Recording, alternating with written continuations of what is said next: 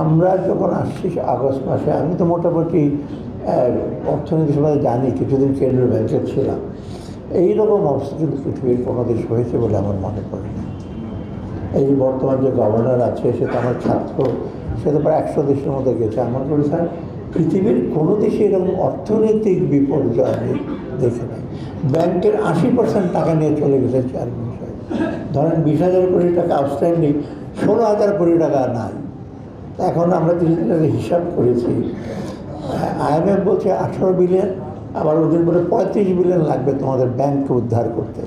আমি তখন হিসেবে বললাম 35 বিলিয়ন তুমি কোথায় পাবে? তো স্যার দেখি 5-6 বিলিয়নের মধ্যে ব্যাংকগুলো ঠিক করা যায় কি। তো এইরকম একটা খাদের কিনের থেকে যে কিছুটা নিয়ে আসে একেবারে পুরোপুরি, তো সেটা খুব সহজ কাজ। এবং শেষ হয় এটা ওয়ান অফ না, এর করে দিলে আমরা কন্টিনিউয়াস যে কোনো রিফর্ম। এটা একটা এখন আমাদের জন্য একটা বড় চ্যালেঞ্জ ভবিষ্যতের জন্য। আমরা এসে দেখতে পেয়েছি যে এই 15-16 বছর, অনেকে বলছে 53 ইয়ার্স, আমি অত পেছনে যাচ্ছি না। আমি একটু অতীত দিকে বেশি তাকাই না, সামনের দিকে একটু বেশি তাকাতে পছন্দ করি। বর্তমান অতীত থেকে শিক্ষা নেবে, কিন্তু দেখেছি যে আপনার প্রতিষ্ঠান বলে ভালো ভালো প্রতিষ্ঠানের কিছু আছে কিনা সন্দেহ। একটা আইনের ব্যত্যয় তো আছে, দ্বিতীয়ত প্রসেসগুলো কিছু কিছু ইমপ্লিমেন্ট করে দিলে এমন প্রসেস, এমন পদ্ধতিগুলো আছে এখনও অর্থনীতিতে, এগুলো এত বেশিভাবে ডিস্টর্টেড হয়ে গেছে, ভালো কিছু হলেও কিন্তু এগুলো আপনি করতে পারবেন না, অনেক ডিফিকাল্ট হয়ে গেছে। অর্থাৎ এত পারভেসিভ, মানে প্রতিষ্ঠান থেকে শুরু করে তারপরে আপনার প্রসেসগুলো, মেথডগুলো, তৃতীয়ত যারা আছে মানুষ, আর মানুষগুলো তো চেঞ্জ হয়নি। এটা সবচেয়ে বড় চ্যালেঞ্জ। এখন আমরা বলছে আমাদেরকে সব বিদায় করে দাও, ওকে বিদায় করে দাও, সবে এখন একটা প্রশাসন বা একটা ইস্যু চলে না এইভাবে, তাদের উপর ডিপেন্ড করে, মাথায় হাত বলে ধমক দিয়ে কোনোভাবে করা হচ্ছে। তো এটা যে পারফেক্ট তা না, তবে আমি মনে মানুষের যে প্রশিক্ষণ, মনোভাব, এইগুলি যদি আমরা দূর না করতে পারি, যেটা বলি যে 5 লক্ষ টাকা দিতে হয় এখন, আগে 1 লক্ষ, মানুষগুলো তাই আছে। হয়তো আমরা হয়তো এতটা মনিটর করতে পারছি না, এখন 1 লক্ষ টাকা জায়গায় 5। বান্ডেল থাকলে প্রতি সেনমানিতে টাকা বাঁচবে। বিকাশ সেনমানি বান্ডেল কিনে জিতুন প্রতি লেনদেনে। সরকারেও কিন্তু কাউন্টারভেলিং পাওয়ার দরকার। এই যে আপনারা এখন সংস্কার নিয়ে আমরা বলছি, অ্যাসেম্বলিতে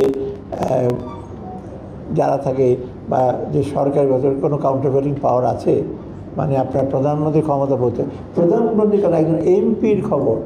আমি একবার বার্ডেন দিয়েছিলাম, বলছিলাম ডিসেন্ট্রালাইজ করে এমপিরা 30 জন, এমপিদের বিচরণ সর্বত্র, কোনোদিন মানা করতে পারবেন না কোথায় যাবে না যাবে।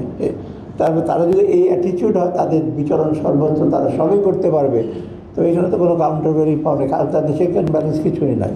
তো এইটা যদি না থাকে, এটা রাজনৈতিক ব্যাপার এটা, আর ইকোনমিক্স সাথে আছেই, যেটা কম্পিটিশন করবেন, ছোটো ছোটো স্মলদের ইসে করবে।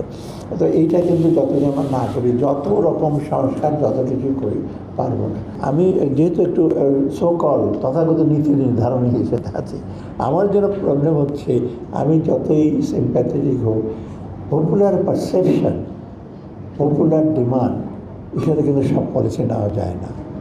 অ্যান্ড এক পলিসি ক্যানট বি, একটা policy man cannot be popular, উনি পলিটিশিয়ান না, তো ওনাকে এইটু করতে হবে। যে বাজেট করার সময় এসে বলবে ট্যাক্স কমাই দাও, আরেকজনগুলো ওনাকে কমাতে গেলে ওকে বাড়াতে হয়, ওকে কমাতে হলে আরেকজনকে বাড়াতে হয়।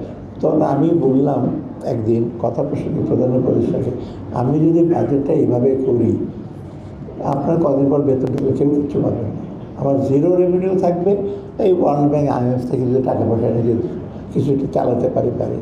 কারণ সবাই চায় সুবিধা, কিন্তু কেউ যে কর দেবে, স্যাক্রিফাইস করবে, সবার হলো কুইট প্রো কিউ, আমি ট্যাক্স দেবো, আমাকে সুবিধা দিতে হবে। এবং আমাকে একজন বলে যে উনি খুব পর্যায়ে থাকবে, আমি ট্যাক্স দিয়ে আমার পাশে লাইটটা জ্বলে না, মানে আমরা বাসায় লাইট জ্বলবে না, লাইট জ্বলবে রামপুরা, নীলক্ষেত, সে অন্য জায়গায়, বাড়িধারা, বসুন্ধরাতে এই যে লাইট না জ্বলবে, আমি তো ট্যাক্স দিই। ওনার ধারণা আমি ট্যাক্স দিয়ে আমাকে সব দিতে হবে, আমি পানি সস্তা। তো এইরকম অ্যাটিটিউড থাকলে আপনি কীভাবে, আপনি কী করবেন?